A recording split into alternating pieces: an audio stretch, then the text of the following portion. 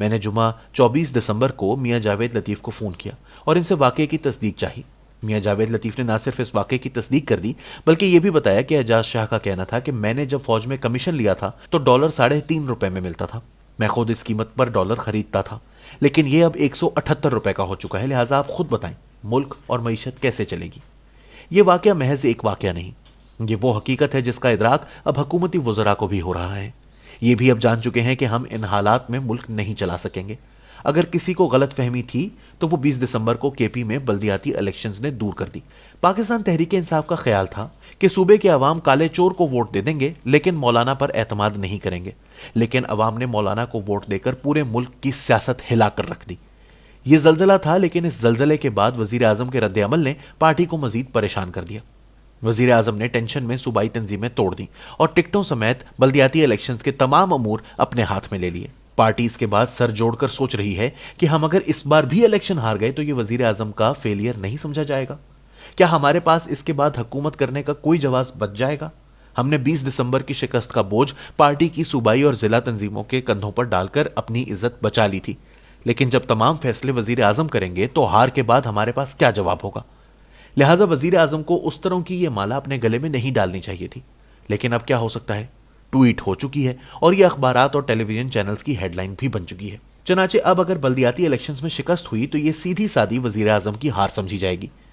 दूसरा 24 दिसंबर को वजीर आजम और वफाकी वज़रा ने यह एतराफ कर लिया, मियां नवाज शरीफ की नाअहली हटवाने के रास्ते निकाले जा रहे हैं। वजीर आजम की तरफ से यह एतराफ साबित करता है कि वक्त और हवाएं वाकई बदल चुकी हैं और हुकूमत की मुट्ठी से अब हुक्मरानी की रेत तेजी से फिसल रही है।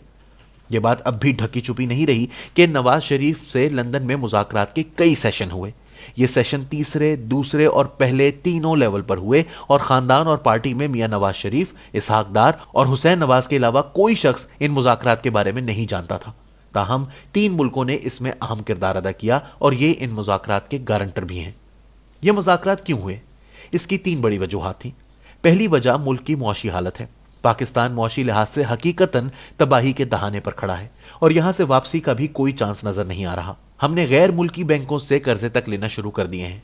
मुल्क में पहली मर्तबा डिफेंस के अखराजात पूरे करने के लिए भी कर्जे लिए जा रहे हैं और अगर खुदा न ख्वास्ता इस सूरत हाल में भारत की तरफ से किसी किस्म की जारहियत हो जाए तो मुल्क कहां खड़ा होगा? चनाचे इस नाजुक वक्त में मुज़ाकरात जरूरी थे। दूसरी वजह नवाज शरीफ का मजबूत मौकफ है।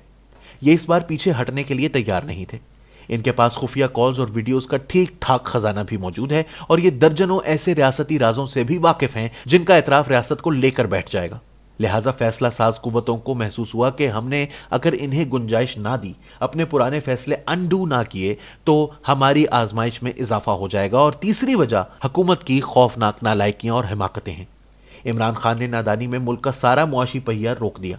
सी पैक गेम चेंजर था, लेकिन यह हुकूमत की बेवकूफियों की वजह से रुक गया। हुकूमत कौम को बार बार तसल्लियां दे रही है, लेकिन असल हकीकत क्या है? सी पैक पर काम बहुत सुस्त हो चुका है और चीन इस हुकूमत पर एतबार करने के लिए तैयार नहीं।